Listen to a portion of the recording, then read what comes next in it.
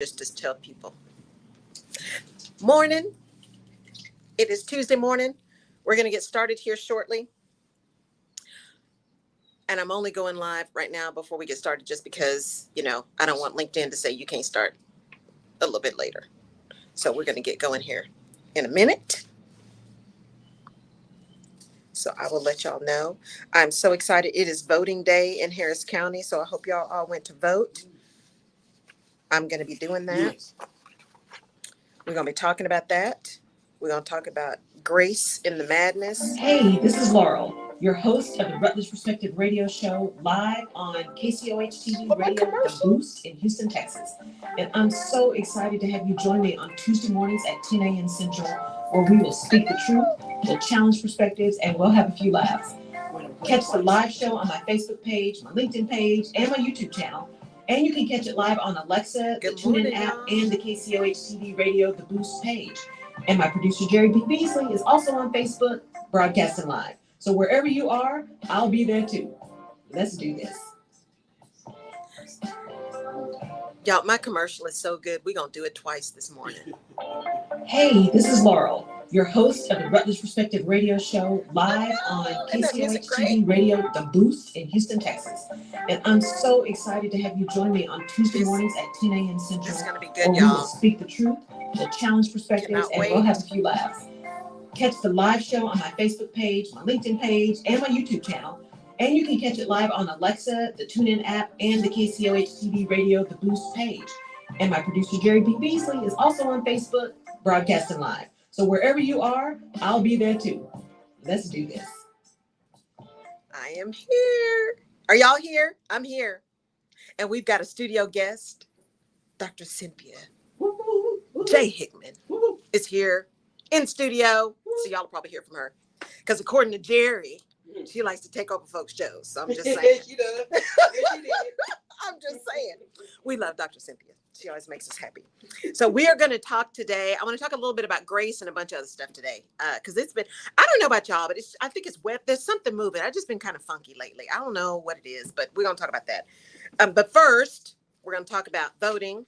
Because we always talk about voting. It is voting day in Texas, y'all. So I hope you went to vote. So here's the deal.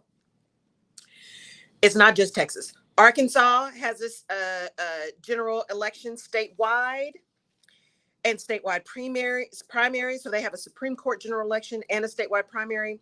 Georgia, your judicial special election and the statewide primary. Governorship, who's going to be running for governorship against Stacey Abrams, is happening in Georgia. And by the way, the person who's running against Kemp to have the GOP nomination is someone who believes the big lie and who says Kemp didn't do enough to overturn the election in Georgia and say that Trump won. So I'm just saying y'all need to pay attention to who's going to be the primary winner.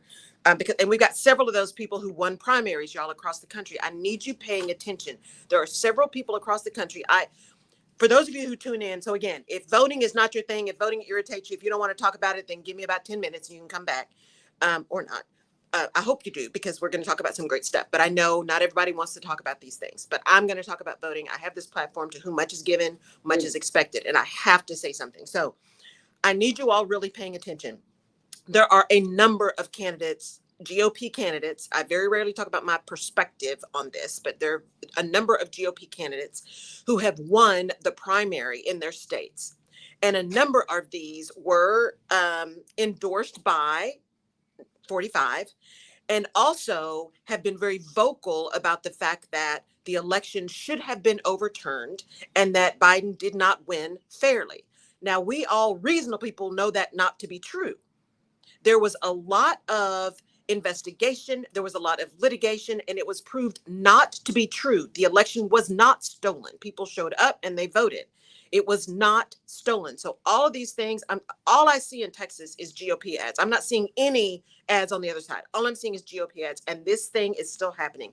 There was a report on NPR yesterday that there is a study that just came out. 67% of Republicans still believe the big lie. 67% still believe that the election was stolen. It was not. The one thing that not the one thing. One of the things we have to protect is the integrity of our democracy, which means people have to know that you can go vote and your vote is going to be counted. So don't believe the stuff that's happening. All these voter suppression in Georgia, they're saying, see, now people are showing up in record numbers. There's no voter suppression. And what Stacey Abrams said is, I'm trying to think of the analogy she used. She said, it's like saying, just because there are fish in the ocean doesn't mean that there's not global warming or something like that. She used a really great analogy. I totally screwed that up. But the whole point is, just because people are actually continuing to show up does not mean that the marginalized folks, the folks that have the hardest chance and the hardest time voting, aren't still impacted and more negatively impacted, because guess what? Gerrymandering is out of control. It's out of control. And all of these rules that have been put in place, please don't believe that lie. I need all the reasonable people in the middle. Even those reasonable people, those of us who don't agree on everything. I'm not saying we all have to agree, but I need reasonable people to be showing up and not believing the fringe stuff on both sides. Because the fringe on both sides it's insane. The rhetoric they have is insane. We need reasonable people. Our democracy is hanging on by a thread. We have to know that we can show up and our vote will count. We're going back to the 1800s, y'all, if we don't do something. And white supremacy is a problem. It's a problem. It is a cancer. It is going to undermine everything we have. And let's not be surprised, because there was a lot of that was a part of the building of this nation. Okay, so let's not all act all brand new, all offended. Buffalo didn't happen by accident. It didn't happen by accident. That's why I posted. Just because I haven't said anything doesn't mean I'm not irritated. Doesn't mean I'm not affected. Doesn't mean I'm not angry. What it means is, for my sanity and for your protection, I am keeping most of that tight, because I can't speak to that in a way that is reasonable or professional at this moment, because I'm tired of this madness that I can't just show up looking like me and expect to actually make it home to my house every day. That is not a given. That's a problem. It is 2022. That's a problem. So I need you guys to pay attention to who is running. I need you to pay attention, because there are 226 judicial appointments by 45. 226.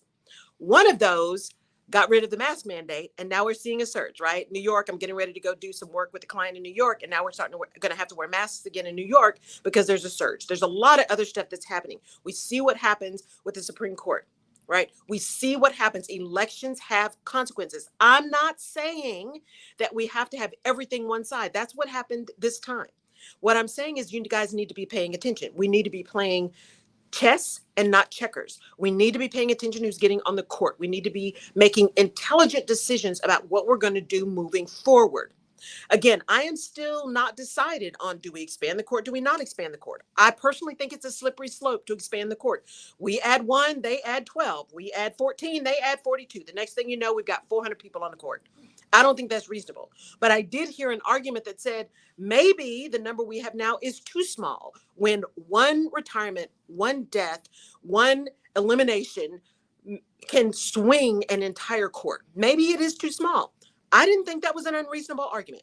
Is there another number that's kind of a sweet spot where 1 or 2 departures doesn't completely swing it, so we take it out of the hands of politics?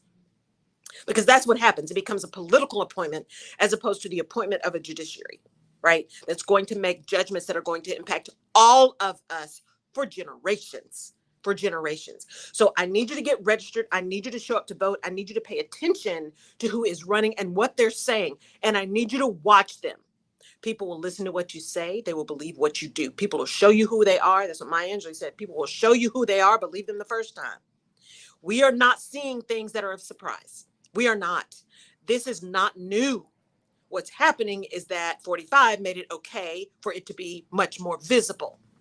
It's still not okay. It's still not okay. It's not okay that I am worried about my brother and my cousins and me and my friends and everyone else who looks like me or close to looking like me or who is somehow an other, can't even think that they can get out and go home on a day. I just can't, y'all. I just cannot. So, and I know my mom's going to be really worried that I'm talking about this, because she's like, somebody's going to do something to you. They might. If it's my time, it's just my time. I hope not. I'm not ready. I'm not. She's like, get away from me. Don't be close to me. So if it's my time, it's my time, but I cannot be on this platform and not speak the truth. We are going to speak the truth here. We're going to talk about facts. Facts do matter, and facts still exist. So, Arkansas, you need to vote today. Georgia, vote today. Judicial special elections, statewide primaries. Texas, we've got the statewide runoffs today. California, you got a statewide primary and a special primary for U.S. Senate in California. That starts in actually California, you're in June. I'm sorry. So today is Arkansas, Alabama, Georgia, and Texas. Arkansas, Alabama, Georgia, and Texas. Alabama, yours is statewide as well. So I need you guys to get out and vote today. Go vote today. Go pay attention and vote. This stuff happens before November. Voting in primaries is important because the people who win the primaries are the ones that show up on the ballots in November. So go get out there and vote. Okay. In Pennsylvania, no. Alabama, it's all of your primary elections are all of your House districts. So District 1, 2, 3, actually all of them through District 7. Arkansas, you've got District 1, 2, 3, and 4, plus U.S. Senate for Arkansas. Georgia, your Senate districts, District 1, 10, 11, 12, 13, 14. Your House districts, 2, 3, 4, 5, 6, 7 in your House districts for Georgia are being voted on today. Also District 8, 9, 8 and 9. And then actually Minnesota, there's a special election for District 1 made today. Texas, not only do we have those primary runoffs in general, but District U.S. House, District 1, District 15, District 21, 24, 28, 29, U.S. District 3, District 30, 32, 35, 37, 38, and District 7. And then California, you've got U.S. House District 1, 10, 11, 12, 13, 14 today. Okay. So please, actually, I'm sorry, California, again, y'all are in June. I see I get so carried away with folks voting. California, you're in June. Show up in June. Don't show up today. Show up in June. But if you're not registered and it's still open for you to register, go get registered. That's the other thing. I want you guys to get educated on what it takes to be registered to vote. In some cases, you have same day registration. In some states, you can register the same day. I also want you to make sure you are paying attention to early voting. Pay attention to mail-in ballots because that's where they've really been attacking the vote is on mail-in ballots. So make sure you're paying attention to mail-in ballots, where you can get them, when you can get them, and where you need to turn them in and how you need to turn them in because that's where they're getting people, right? Is it the right ballot? Make sure you've got the right ballot because they have changed some ballots. Make sure you got the right one. Make sure you signed it in the right place. Make sure your signature is the same. Make sure you use the same ID. That's where they're catching people and knocking them out and knocking their votes out.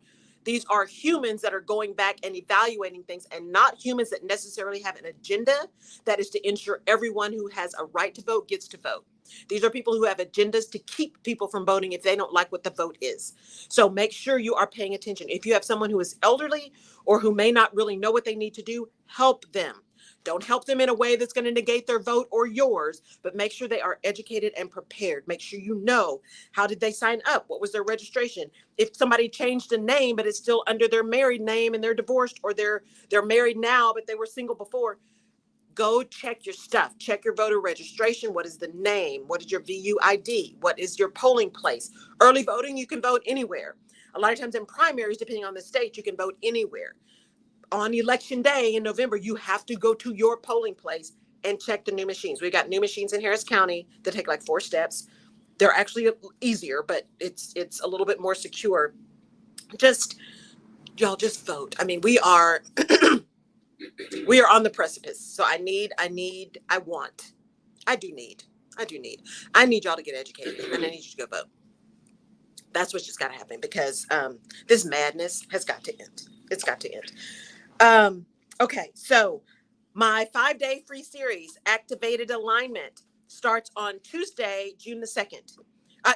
Tuesday, May the 31st. Tuesday, May the 31st. Registration is now open. You can go to my website and you can see the little link. Or if you see one of the ads, I'm also posting it. So it is the alignment triangle, so you can see it on my website, laurelrutledge.com. Get registered for the Activated Alignment 5-day series. It's free. You just get an email in your email every morning that has a question for you to get aligned. And then I go live every evening for about 30 minutes to connect with you, answer any questions, talk about any aha or well damn moments, any of that kind of stuff. Anything you need. I will be there for a few minutes every day to get you aligned. And then we move into clarified action. And then I will be opening up registration and applications for my 3-month coaching program. There's also a lot of stuff coming up that I'm really excited about. And the plan is to have it ready in June. And so I will be sharing that with you soon. So some 30-day things, some day things, some newsletter things, just some really cool stuff to really get messages out. I'm excited because I got to spend last week or week before, I don't know, my days are running together, with my client in Oregon, petting the llamas, which was a lot of fun. And then I'm getting ready to go spend some time with my client in New York, who I've known for a million years. So I get to see her and do some really good things with her team. And then I'm actually going to go to a Black Podcast Festival in Atlanta. And I'm really excited about that because, and we're going to talk about this today, because one of the things they say is, if you want to tell me about your business, tell me about the 5 people closest to you. And my village is amazing. My village is absolutely amazing. There are no words. I am grateful, thankful, blessed about my village. It's incredible. I could not have planned for a better group of people who lift me up and push me forward and kick my butt and don't let me fall down and any of that stuff. I would not be here without my village. I just know that. I would not be here without them. And there are things that I'm moving into that they are like my biggest cheerleaders. And they're also not podcasters, right? They're not radio show people. They don't do that, but they're listening and they're sharing and look, I wouldn't be able to keep doing this if they didn't support. And so as I go to this Black Podcaster Festival, I'm like, you know what, Laurel, one of the things you said when you first started your business 5 years ago, thank you, Jesus, for 5 years, 5 years ago, was, you know what? I don't want to be in those groups. They're like, oh my gosh, well, I made 4 figures and that was really hard. And I want to surround myself with people who are like, no, we're changing the world. We're changing the world. We're doing big things. We're making big money, not for big money's sake, but for the impact big money can make. That's what we're doing. And so what I realized, though, and I'm saying this because I know someone needs to hear this. What I realized is that over time, when you start working in your business and not on your business, because I know me, right? I'm an introvert. There's comfort in figuring out the tech. There's comfort in making sure things work. There is this desire that when I post something, when I say, hey, go click on this thing, I need that click to work. And when it doesn't, I know me, I can absolutely go to ground. I don't want to post anything. I don't want to say anything because it's first impressions, right? It's first impressions. And so imperfect action is better than perfect inaction. And while I know that logically, my spirit and my heart have a hard time just doing it when it's not at least excellent, right? I'm getting away from the perfectionism. That's been a journey. But if it's not at least excellent, I just don't do it. Well, that's a problem. You still got to show up. And what I realized was I had started cocooning myself, right? I was doing it. I'm showing up. I'm giving messages. I'm doing everything I need to do, but I wasn't doing what I needed to do to continue to feed myself, to learn, to grow, to challenge, to sit at the feet of people who are 1,400 steps ahead of me, to sit at the feet of those folks and learn. I had stopped doing that. I had really cocooned, and it wasn't just COVID. It wasn't just COVID. I can blame it on COVID, but it wasn't just COVID. It was a few things here and there. It's kind of like boiling a frog, right? They say, ooh, don't be that boiled frog. When you put a frog in boiling water, if you turn the heat up gradually, the frog doesn't know it's being boiled until it's too hot and it's too late. So it's easy to kind of get in these habits that are comfortable, not recognizing, if we're not always aware, not recognizing that we've fallen into something that's comfortable, but not helpful, not advancing yourself, not pushing yourself, not helpful for you to move forward, but it's comfortable. And so you don't realize that you put yourself back in this situation where, for me, it was very much like corporate, right? I was so tired all the time. I'm still exhausted. I don't know what's going on. I am so tired. I think it's probably a lot of stuff. But I'm just tired. I just don't have the kind of energy I normally have. And I realized that I was succumbing to that lack of energy. Right. Let me post, let me do the podcast, let me interview people, and in those moments, I was in it to win it. I'm not showing up fake. I'm showing up because I know when you show up, there's a message to be given and someone needs to hear it. And you can't give the message if you don't show up. I know that. I also know how solid my vision has gotten, how solid and close I've gotten to the purpose that I was given, and what I need to do to move into that purpose. And what I realized over the last week is I spent probably most of 2021, doing what I needed to do, but not doing all of what I needed to do. I was doing kind of the minimum stuff. I was showing up, I was making posts, I was being there, I was being me, I was giving nuggets, I was doing all the things, but I wasn't doing all the things. And all the things includes you doing things that you need to do for you. That's why this alignment, vision, action thing for me is so clear. Everything I do, the Rutledge perspective, everything falls into alignment or vision or action. You got to know who you are and where you are and be aligned with that. You got to get really clear on what you want and make that vision absolutely crystal clear. And then you got to take action, because a goal without a plan is just a wish. And what I found is I'm talking to everybody else. I'm coaching everybody else. I'm sharing nuggets. I'm dropping gems. I'm doing all of that kind of stuff and not listening to anything that I'm saying. Mm-hmm. Nothing. But I've talked about that before, right? The podcast was called, Did You Hear What You Just Said? So go look at that one. It was called, Did You Hear What You Just Said? That was the name of that podcast. And what I said was, we do a really good job of helping other people and of talking. The problem is, we have 2 ears and 1 mouth. Our brain is really focused when we're speaking on what we're saying. We're not necessarily listening to the words that are coming out of our mouth. And so not only do you have to say something, but there's that way to have it come back into your ear to hear it. That's why you can say something, have somebody repeat it to you. Really great therapists have a way of repeating what you say in a way that you hear. I mean, that's one thing that's so great about my therapist. We've been together for so long. She'll say something. I'm like, she said, well, here's what I heard you say. I'm like, did I say that? She's like, yeah. But it's that repeat where you're not speaking. So your brain isn't focused on making your tongue work. Your brain isn't focused on making sure you're making a message. Your brain is focused on what are you hearing and processing what you're hearing. That's a whole different perspective.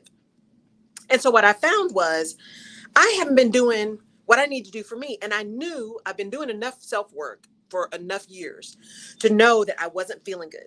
I just, something was off. And I've told you guys, when something isn't right in my world, I go back to my root system. Faith, family, friends, or health. Something in one of those 4 things is off. When I'm not feeling good, something is off. And there was actually several things that have been off. And so I started kind of attacking those, right? One, recognizing them, forcing myself to go back to what I know. Go back to your 4, go back to your roots. Laurel, take the time and figure that out. And then move forward, because you cannot serve from an empty cup. You can't serve when you don't know what's going on with you.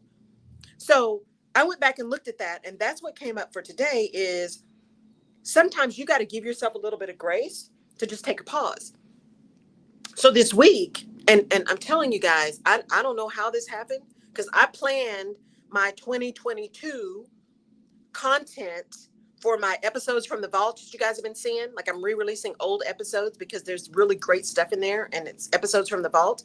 Because I'm like, I've got all this content that's just sitting there. No, we're going to reuse it, because I know there are other messages, there are other people who don't know me, people who just got on social media, people who are just looking for something, that are going to find a message in that stuff that I see as old.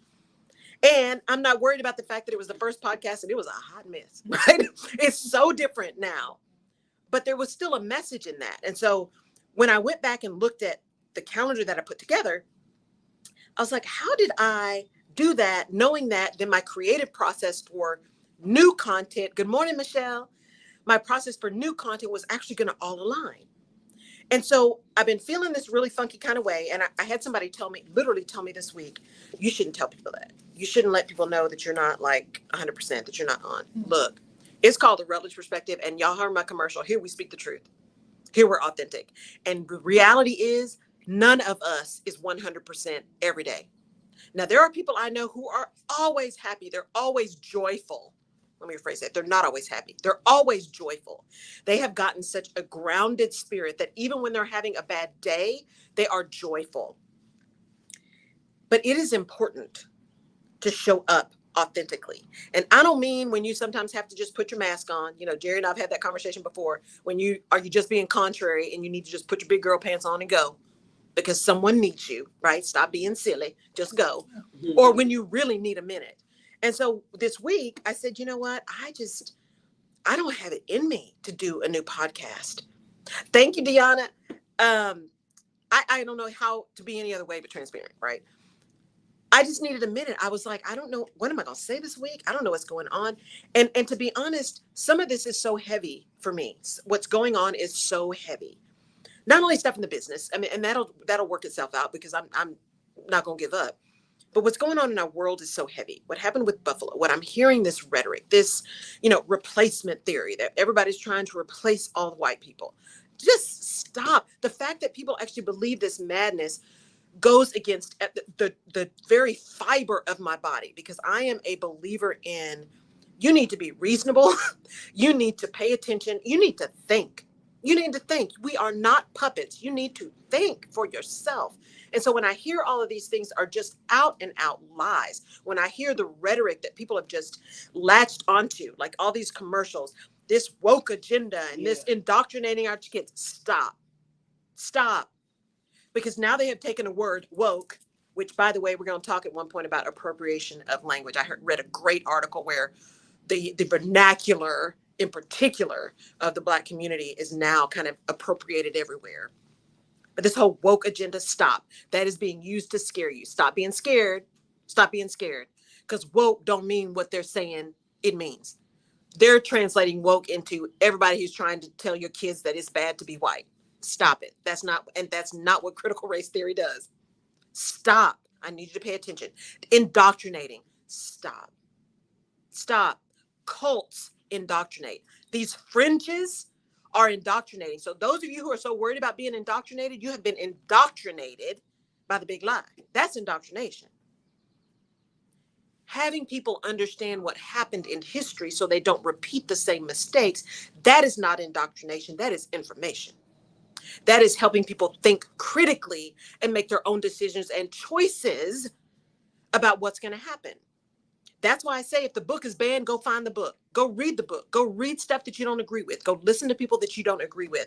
Go hear things and hear music. Go expose yourself, not in the literal sense. Go expose your mind. Go expose your spirit. Go expose your heart to things that you don't know about. Go learn something. Because how do you know what you believe to be true is true if you don't see anything else? Because there are such things as facts. There is such a thing as science, and science is not exact, y'all. We get caught up in the fact that science is exact. That's why this whole thing about, vaccines and all that kind of stuff got out of control. One, it was a function of leadership.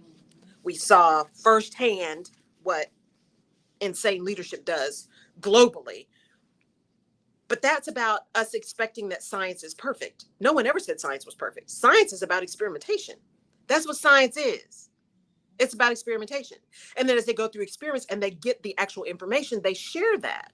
So we get all up in arms because, oh my gosh, now we've got to wear a mask. No, we don't want to wear a mask. Now you got to be 6 feet apart. No, you shouldn't be 6 feet apart. Now you got to use bleach. No, you don't need to use bleach. And don't drink bleach.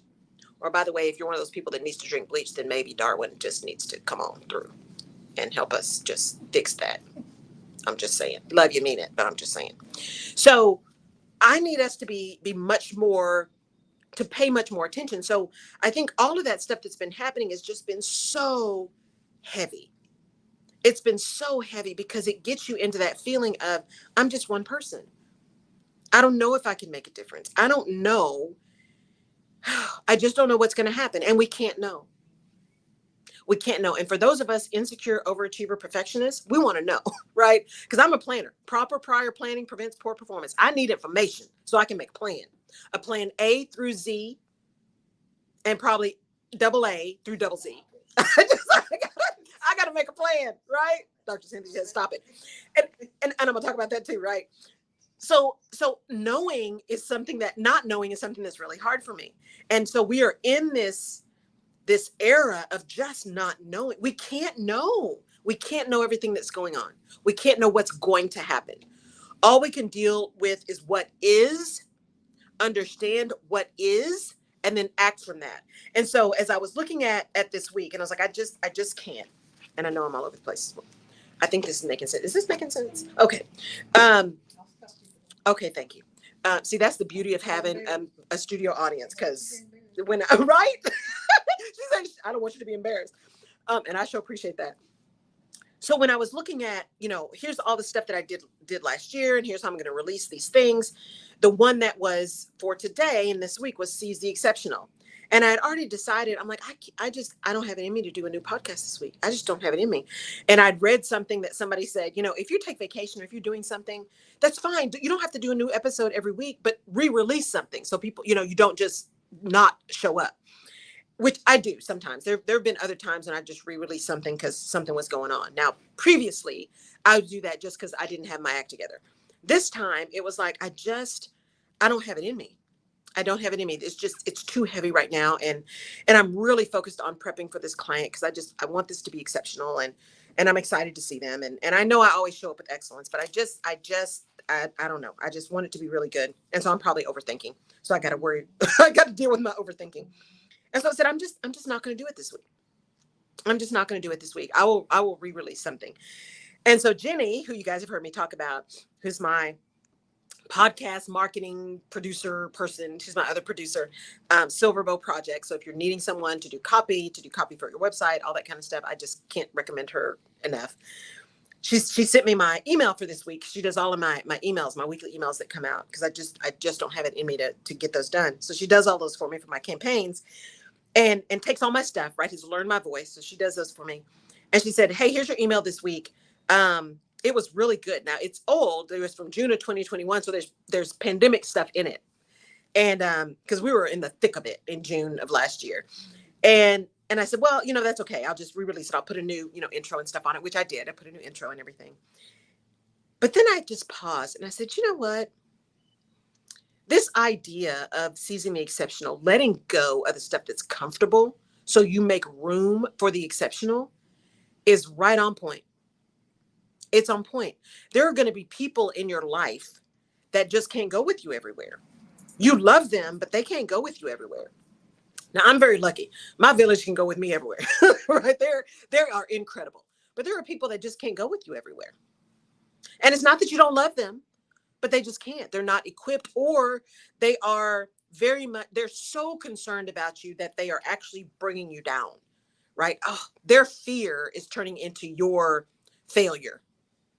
You hear that? Their fear is turning into your failure to move, your failure to go forward, your failure to have confidence. And so there's some people who just can't go with you, and that's okay. And so I said, you know what?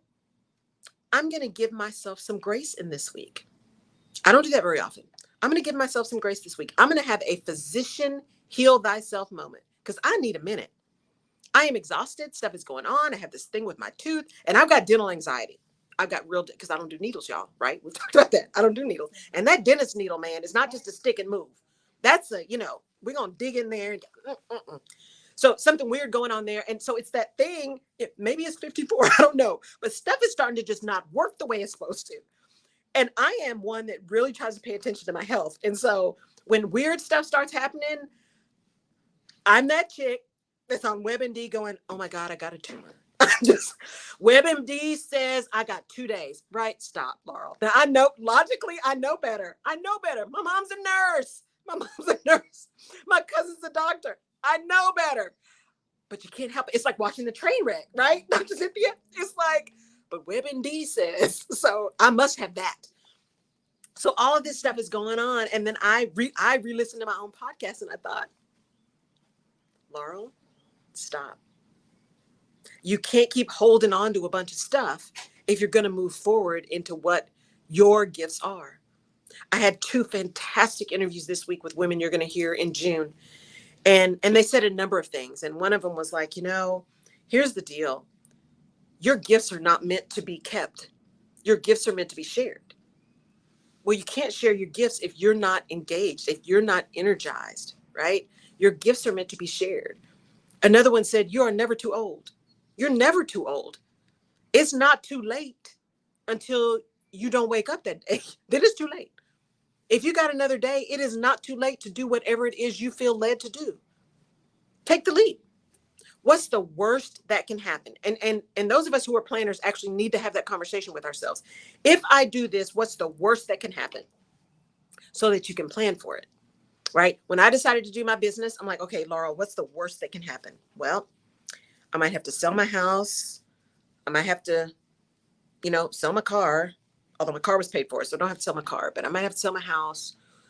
Might have to sell my stuff, move back home to Odessa. I went through the whole thing. And then I went back and looked at the list and I said, but nowhere on there said homeless. Nowhere on there said you wouldn't be able to eat. Nowhere on there said, any of those kind of things that are catastrophic. Nowhere. Because as long as I have my mom, my brother, my cousins, so my village, I'm not going to be homeless. So if that's my worst case scenario, just do the daggone thing. So I'm saying to you, one, if you're feeling funky, own that. Pause a minute and figure out what's going on, right? Especially take care of your health. So I'm talking especially to Black women and Black men, because y'all are just as bad. If something doesn't feel right, go see somebody. Wait. Don't just say, oh, especially women, because midlife crisis shows up different for us. It shows up like, oh, but I used to be able to do all the things. I just can't now, right? So I must be losing my mind. We don't go buy the Corvette, right? We just feel like we're losing our minds. And sometimes things don't feel right, but we're so used to being in pain, or we're so used to running ourselves ragged that we don't pay attention that there might truly be something going on. Don't let some health thing sneak up on you. One, because you're afraid to address it, or two, because you just don't get the time. If you don't make time for your wellness, your body will force you to make time for your illness. I can't take credit for that. I read that. I read that somewhere. I can't take credit for that one, but it was good. Right? See, you have got to take time for you. And so when this came to me and I was like, I'm not feeling it this week. I don't know what my issue is. I had to give myself some grace to say, sometimes we just don't feel it. We just don't. It doesn't mean we're not worthy. It doesn't mean we don't have anything to say. It just means in that moment, there is something else that needs our attention. And I got 2 years worth of content. 2 years worth of content. It's going to be okay. And there are billions of people on the planet. Every one of those billions of people clearly has not heard my podcast. Or I'd have 1 billion downloads. Mm-hmm. So someone new will hear something. And even people who've listened to it before may hear a different message because they're going to be in a different place. And the one that I decided to do is actually a message that I needed to hear too. So I'm coming to you today, one, to say, sometimes we just have a moment. And it's okay to have a moment. You've got to allow yourself to have a moment. That's number one. Number two, you're not crazy when you're having that moment. You're just not. You're not crazy when you're having that moment. We all have those periods of time when we just don't feel like ourselves, or something just isn't right. But you know you better than anybody. And a gift you can give to yourself is to sit in that moment and allow yourself to figure out what that is. And if you need to just go sit down a minute, go sit down a minute. Go sit down a minute. I had another revelation where I said, I need to go see my mom. Or my mom's coming here. We want to go see some of our cousins. You know what? She's coming. Let's just take a week and just go.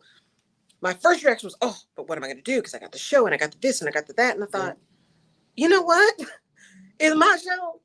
It's my podcast. It's going to be just take a break. Laurel, you started the business so you could be in charge of your own calendar. Why are you putting so much pressure on yourself to not even take some time? That's just crazy. Is that what you're calling grace? That's what I'm calling grace. To give myself a minute. Give myself some grace. To just own. Give me some heads up. Right? Jerry, I ain't coming. To give myself the grace to say, you know what? I deserve time. So why is that so hard for us? I don't know. No, that's not true. One of the reasons I think it's so hard for us, especially women and especially people who are used to going all the time, is it's habit. It's habit. We have a habit of going. Like we don't, one of the women that I interviewed said, I realized I was just going all the time. And my husband was like, we got to do something different because external was getting the best of me and family was getting the worst of me. And I had to do something different. She said, but the minute I stopped, I was like, oh my God, what am I going to do? Wait, you mean I slept till noon? I can't sleep till I noon. don't want to interrupt you. No, go. But I think I'm sitting here trying to not get emotional because what Jerry and I spoke about before you got here, Mm-hmm. what Jerry and I spoke about before you got here is just so valuable you mentioned words Mm-hmm. and how words really have different meanings in Yes. such a time as this, for example. Yes. So when we talked about self-care today, Jerry, really it's the grace that we must give ourselves. Yes. And what you're speaking about now with the rat race of the world and the rat race that you put yourself in, not calling your business a rat race, I'm saying all the things that you still require. Yes. It's interesting that we still don't realize the grace is what we need to keep going. Yes. Grace is what we need to keep going. It is, it's okay to not be perfect because none of us is. None of us is. And to expect that of ourselves is why we get in the problems that we're in. Can I say one quick thing that I observed? Yes. Thank you for my cookie. Yes. One thing I observed, I told Dr. Cynthia earlier, I said, I'm not gonna call Laura right now because, Laurel and me, we two different people. She gonna be like, what? And I'm like, we down right now. So when Laura came to the door, she came in, greeted me with the cookie. And I was shocked. And I'm like, oh, I was snatching it from her, really. And she said, see, you trying to be mean. I'm trying to be nice. I said, God, you threw me off. I said, well, let me tell you, before you get in the studio, there's been some little situations. The internet is down in this area. And so the show is still going to go on, but we're just not going to be on the air. And Laura said, okay. But that was a total different response than what I had programmed to say, because she likes to know that stuff is working and she's checking this. But I see a different relaxed Laura than what I saw when you first started working here. Yes. So kudos to you. Thank you. Thank you. But that's really important. And I just had that conversation because I'm going to do this thing in New York. And I know I'm overthinking it because I know me. I know I'm overthinking it. I always show up with excellence because it's what I do. And this client means so much to me. All of my clients mean a lot to me. And this client has a little extra because we've known each other for a long time. And I know what she's trying to do. And I want to contribute to that, not harm that. And so it's just a lot of self-induced pressure. So I can own it. Self-induced pressure. And one of the things that I said, I'm a Mac user. And so they're getting everything set up. They got all the tech ready. And I said, hey, I'm a Mac user. I've got all kinds of connections, just let me know. And so we talked about it on, I think it was Friday. And she said, no problem. IT's working on it. We'll be good to go. Everything will be fine.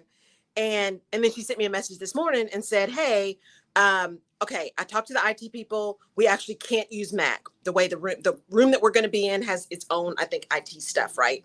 And so they've got it all wired between Teams and everything else which sounds like a really cool setup. You don't have to worry about connecting anything.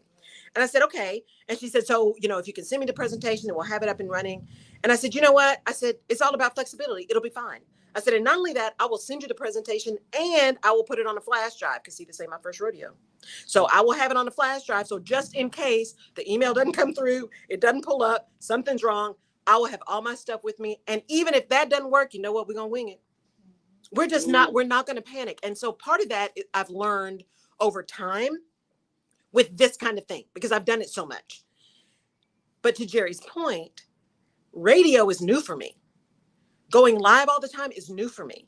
And so when I was first showing up, I still have notes, right, y'all? I still take notes. They're not nearly as extensive as I used to take. I had almost every word. I had bullet points. I had, because I was going to come and talk to you for an hour. I'm like, what am I going to say? I don't know how am I going to do this? But now, one, I know enough about Jerry and Jerry knows enough about me that if it's something that's truly catastrophic, she's going to let me know. Yeah. So anything that I come in and she's like, well, this is going on or that's going on. I'm like, okay, well, we just work around it. That's growth. It's growth. And grace. And grace. And grace. We just figure it out. And trust. Yeah. Mm-hmm. And trust. Remember my mantra. I posted this on Monday. Trust yourself. In this moment, you are enough. In this moment, you have everything that you need. That's about trust. Showing up builds trust. Being authentic, being transparent builds trust, right? Yes, and Michelle, some things can be out of our control. It just is. And I got control issues. I will readily admit that. Mm-hmm. I will readily admit it. You know, I'm not ashamed. I got control issues. I got control issues, right? Planning. I was raised to plan. Proper prior planning prevents poor performance. So when stuff isn't part of the plan, we got a problem. And as I told Cynthia, I'm planning A through Z. Here's the problem with planning sometimes. If you always have a plan B, how invested are you really in plan A? If plan A is what you really want, are you going full board plan A? Or do you have plan B through D just in case? Because that just in case truly can be, you know what, I'm going to put this on a flash drive. I'm going to, you know, those kind of things that are truly about planning for technology or something like that. But when you're making really big decisions, if there's something you really want, if something you know, your spirit is telling you this is it, you don't necessarily know how to do it. And the how is none of our business anyway. We got to focus on the what. The how will show up. But if you're always worried about, okay, but if this doesn't work, what am I going to do? If this didn't work, what am I going to do? Are you really investing as much energy or the necessary energy in making the thing work? So you saying don't have a plan B? What I'm saying, you know, that's a really good question. What I'm saying is we sometimes work so hard at having a plan B that our plan B actually manifests into the thing, right? Because it's one thing to say, you know what, I'm going to go to the studio and have this radio show, but you know, if my car breaks down, you know what, I got cellular, so I can at least still get on, right? Mm-hmm. That's a plan B. But saying, you know, I'm gonna go out, I'm gonna start this business, I'm gonna leave my job, I'm gonna start this business, and if it doesn't work, I can go get another job. That's not necessarily a bad plan B. That's my plan B, right? If it doesn't work, I'll go get another job because my skills didn't go away just because I left. I can go get another job. A more detrimental plan B would be, not only can I go get another job, but I am going to consistently be looking. I'm going to turn on the little thing on my LinkedIn that says I'm available to work. I am going to demonstrate that I am just as ready to be back working for someone else as I am to work on this business. Because we only have so many hours in the day and we only have so much time and energy, right? It's called energy is not renewable. Time is not renewable. Energy is renewable. Time is not renewable. So if you're spending all of your time and energy and resources on the plan B, are you really giving your plan A a good opportunity to work? That's what the difference is for me. So can you plan A and B together in sync? So I think you can if plan B is somehow a support for plan A. So for example, when I said, you know what, if this doesn't work, I can go get a job. Mm-hmm. Well, in my mind, that going to get a job was I go get a job, but it doesn't look the same way, right? It is not necessarily a CHRO role that is going to take 150% of my time. It is, I'm going to go back and be a consultant. I'm going to go back and be maybe someone's fractional CHRO, right?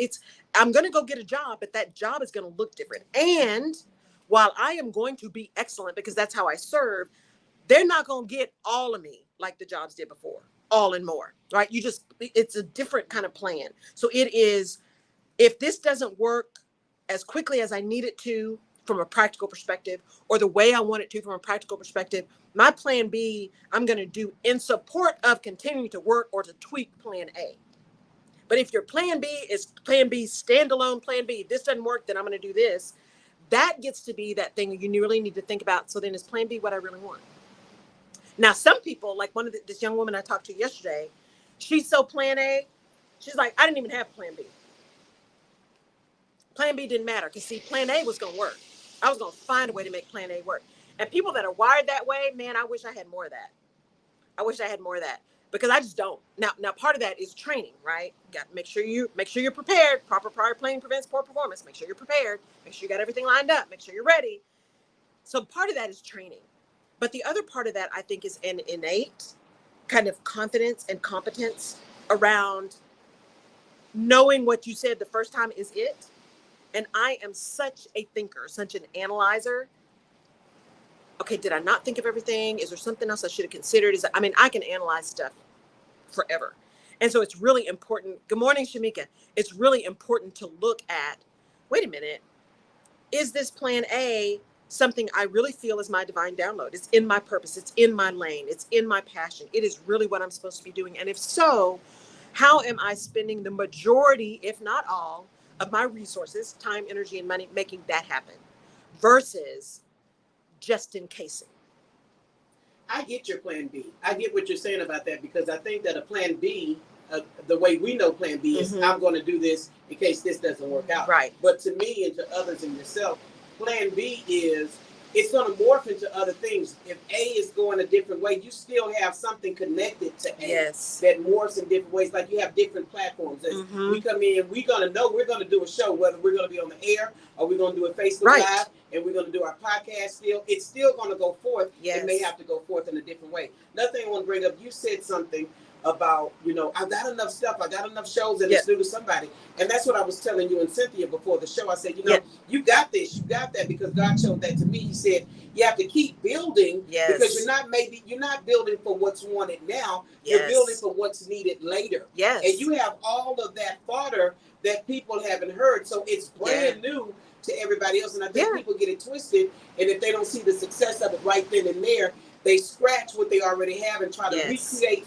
something else and spend more money on this and that when you already have. Even when you said your first podcast was a hot mess, I still think that people like to know where you started from. Yes, they like the journey, see the progression, because like I said about you coming in calm and chill and stuff. I was glad to see the progression. Okay, so we talked about you. And so with that, what you said, so I think that all of this is incredible what you're talking about, because it is to give the grace, but it's not only the grace, but it is the growth in the midst of the grace. Absolutely. And I think if you're really a go-getter like you all are, it doesn't matter what affliction or what adversity comes up, go-getters are going to go get, because you don't know what else to do. Right. And that's, I think, where we have to also remind ourselves to have some grace, because those of us who are go-getters will keep going until we can't. And once we realize we can't, it might be too late to fix whatever it is that's making us can't. Right. We've got to be aware. We've got to be self-aware. We've got to be mindful. This woman, I can't wait for you to hear this podcast for this young woman. She started her business at 19. She's a Spelman grad. Started a business at 19 because she came out during the recession. She's like, my senior year, I had to decide, look, I'm seeing what's going on, and there might be a high likelihood that I leave without a job. That's not acceptable to me, so we're going to do something else. And so her business, I think she said now 13 years old, 12, 13 years old. And she's doing phenomenally, has built a team, and she is very clear on what her hours are. When she works, she does her morning routine, she does her evening routine, and she doesn't allow anything to interfere with that. And she holds her team to that same standard. Self-care. And so I'm like, number one, I'm looking at her, I'm like, okay, well, I got about 20 years on you. So I'm so glad that you know that already. I'm still working on it, right? But there was such strength in that. And that's why I say, too, you have got to be willing, when you're moving into something new, you've got to be willing to sit at the feet of people who are multiple steps ahead of you. No matter who they are, where they are, what they look like, what age they are, where they've been. If they've got something and done something that you want to do, what can you learn? Don't be so arrogant or so embarrassed by you're waiting until whenever to do whatever, that you don't take advantage of amazing relationships that will skyrocket you forward because of shame. That's just ridiculous. I said that today when on Facebook. When you said that, I thought about this little rose that is growing in my front yard, and my roses had died, and then I thought that I was a complete failure and I'd hit my head and all that. And I saw my friend on Facebook, Cynthia, picture, who has beautiful roses and they still remain. So I asked her, and she told me what to do, and I followed her directions, and it worked. I'm saying so many people can watch and admire other people, but instead of asking them what they have or what they learned or what they know, we just look at them and just let it go. Right. But really, there are so many people who are willing to pour into you. Yes. If you tell them, I don't know this in this area, Right. they're willing to share it if we just Absolutely. ask. I think we just don't ask. Well, we don't ask, and we get embarrassed, and we get jealous, and it's the comparison theory, right? Well, I've been out here, I've been doing this. How come it's not working for me? Why are you? So we got to do a couple of things around that. One, be careful who you're watching and following, because everything you see on social media is not true. Everybody's showing you their, I know, right? I'm just saying, everybody's showing you the shiny apple. They're not showing you the worms in the middle, right? And every shiny apple isn't a healthy apple. So be careful, be mindful of who you're following and why you're following them. And sometimes we just follow because you know what, I know that's not real, but it's entertaining. Do that. But don't let that make you think that you are any less because you see someone else who's done something that you want to do. One, there are billions of people in the world. Just because they're in your same lane doesn't mean they're taking all of the business. That's a scarcity mindset. Because they may not be right for everybody, just like you're not going to be right for everybody. That's why I specifically say to people, reach out to me. Let's have a call. Let's see if it makes sense for us to work together. And if it's not, I won't be offended because I probably know somebody that's better for you, a better fit. Because the goal is to help you. And if that's me, fantastic. If it's not, if I'm following what I say I'm following, which is to serve, then I serve you in the way that you need to be served, which may or may not be me helping you. I'm glad you brought that up because the question was posed about you saying that. And not in a bad way, but this was the question. I said, no, I know exactly what she means when she says that. When you say, if I'm not the fit for you, I know that there is someone that is the fit for you. Yes. That's right. Yes. But the question was said, well, if you say this is what you do, why wouldn't I be the fit for you? Yeah. I said that may be what she does, but she said there's categories to this thing. And absolutely. We don't have it all to give. Right. But you made it clear that if I don't know or if we're not the perfect fit, because you can't work with everybody. You can't. You can't work with everybody. Yeah. You can't work with everybody. Say have a good day. I can't work with you and you have a good day. No. And she said, because and I thought you kind of would be hard to work with. Yeah, right. You're trying to find a problem with right. that statement. Yeah. Well, and here's when I say that, I mean it. When I say it, I mean it. But the other thing is, there's a number of reasons why you may not be a fit for someone. Your price point may not be the right price point for them.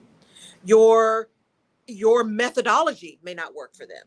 I know as a coach, there are people I've talked to that I'm like, you know what? I am very clear in my coaching that I am not a therapist.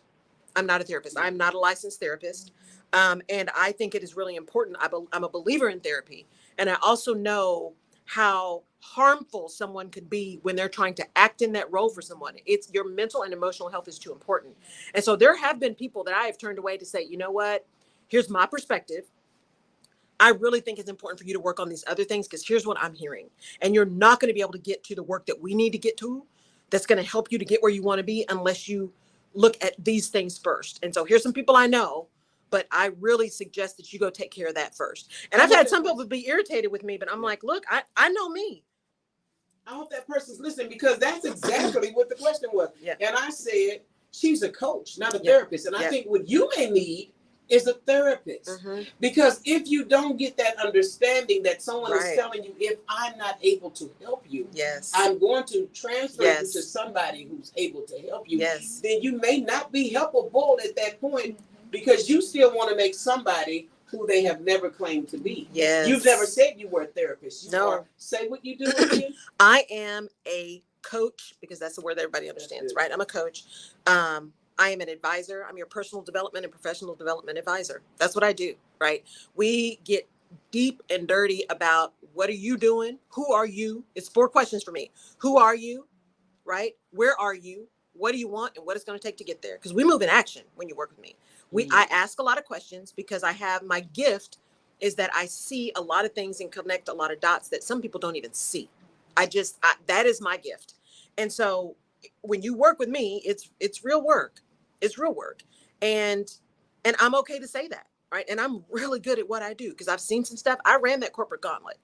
I was one of only 2 Black women in senior executive roles in a global company of 17,000. I've run that gauntlet. So I know what that looks like. I also know that not everybody has the same journey.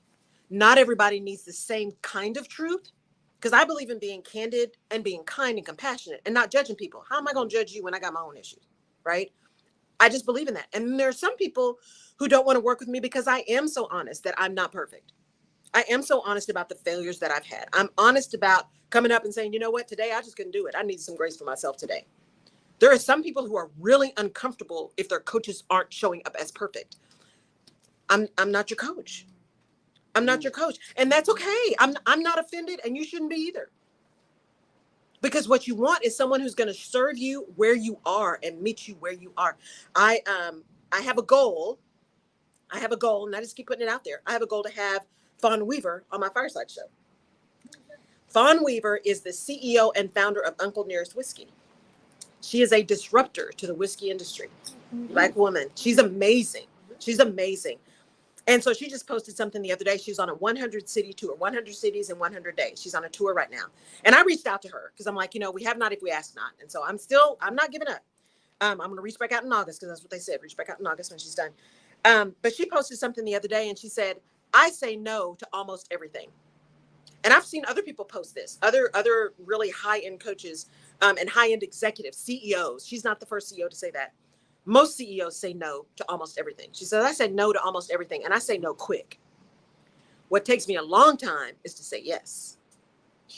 Because my yeses are deliberate and intentional and in alignment with what I am trying to do and the purpose I'm trying to fulfill and the impact I'm trying to make. My yeses are intentional. And she said, and I don't care if you're offended if I say no, because that's none of my business, right? She said, because I'm not saying no to hurt you. I'm saying no because I have got a purpose. I have got a plan. I have got a mission that I need to stay on if I am going to make the generational impact that I feel I am put here to make. And that 10 or 15 minutes that everybody wants, that 10 or 15 minutes begins to add up. And I thought, there's so much power in that, right? There's so much power in that, right? No is a complete sentence. Denise Washington says not everyone is on the same journey. That's exactly what you said. Yes. Not everyone is on the same journey. And when you said about that, lady said she can say no quickly. I say often, my yes takes a minute because you're right. If you're aligned with purpose, yes, the yes has to be aligned with purpose, yes, no matter how glamorous it seems. Yes, because purpose is frustrating. Yes. So yes. if you don't have purpose, you'll quit. So you have to be careful about your yeses because why would you take on a yes that's going to cause you added frustration? Absolutely. Absolutely. Yes, Shamika said the other person is asking good questions. So y'all are asking good questions, Dr. Cynthia. But that's one of the reasons why I think when I was sharing with JP, there's certain things I feel God is pushing me toward, but I'm not jumping into the yes. Right. I'm jumping into the let me honestly, earnestly say it out loud. Yes. Because for a long time I didn't say it out loud. Yes. At least I said it out loud. Yes. And that starts the real reality of let's discern. But can we is say this? Real? Let me say this on your show where you can see this yes. as it happened to you. I asked you to be on radio. You told me, hold up. Yep. Okay, I was ready to hear yes. Okay, so Cynthia's telling me, I want to do that, and I said, so it may be looking like a show. Right. And she said, no, I think I'm too lazy for a show. She just said it. Right. Well, it's what I do.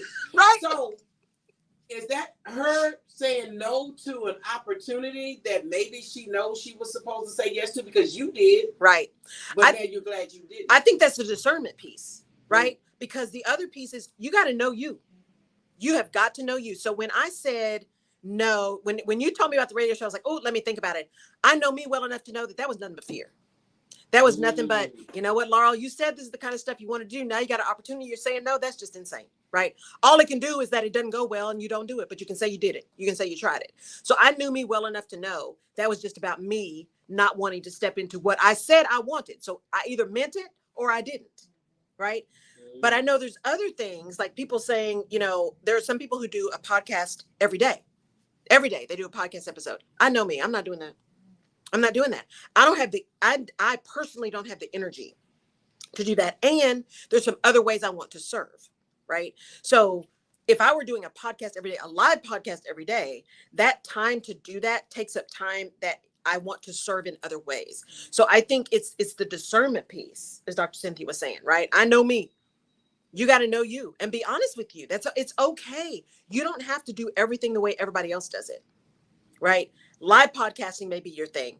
Pre-recorded may be your thing. You know, I'm getting a chance to do both plus the radio show, so I get to see what makes sense for me. Right now, they all make sense. They all kind of work because they're all a little bit different audiences. They take a little bit different energy. I can really spread things out, so it works for me. But you need to decide what works for you. You need to decide what coach works for you. You need to decide what business works for you. You need to decide what company works for you. You need to realize that you have a choice, but you got to be honest with yourself. Because we just had a conversation this morning, this HR leadership group I'm on, about, you know, employees and choices and bending over backwards because employees have so much more power now. One, they do have more power. Employees do have more power. And I think the pendulum is swinging, and that's good. And employees, I will tell you this, there is still a business being run. So absolutely be really clear about your expectations. Be really clear about what you want. And be really clear about your deal breakers. Because you're not going to get everything you want. Because the company's job is not to make you happy.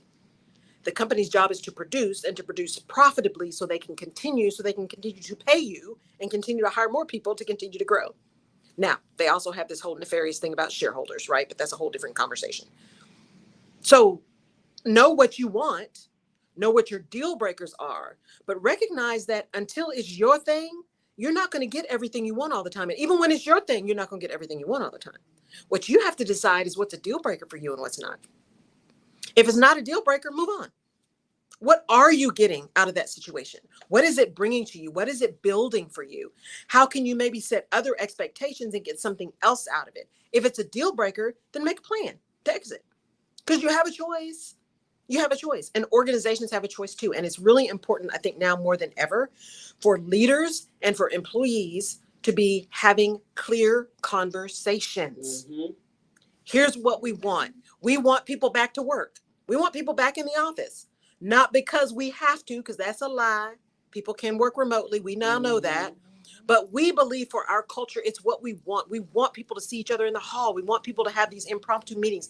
That's what we want. And so if you're going to work with us, one of the requirements we have is that you are in the office at least on a regular basis, right? And then the HR people, right, and the leaders need to have really candid conversations about how you set that up, because there's a difference between equality and equity. Every job is not going to have the same level of flexibility. I can't have the folks that are working on my line work remotely. What am I going to do? Pick up the machine and put it at their house? That's the job. There are some jobs that are truly in the plant, right? In the office.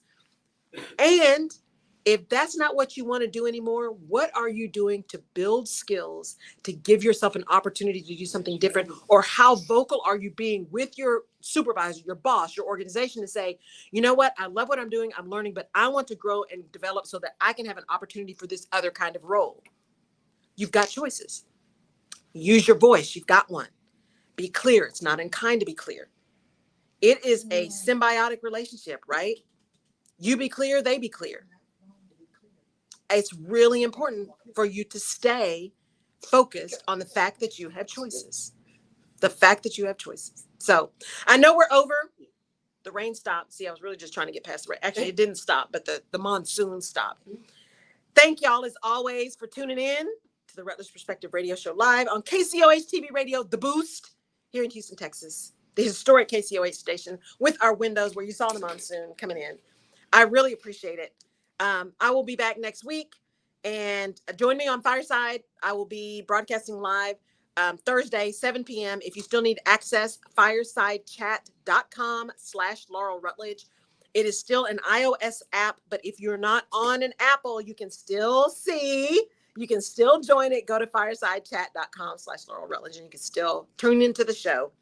You won't be able to get on stage, but you can still tune into the show. So join me there, jump on stage, jump on video. It's kind of like Clubhouse on steroids. But come see me there. We're going to have a great conversation. We'll probably continue this one a little bit. That'll be Thursday night, 7 p.m. Central.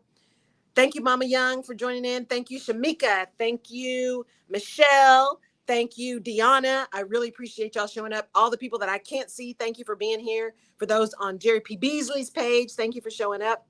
I will plan to be here next week. The Lord says the same. Talk to you soon. Bye, everybody.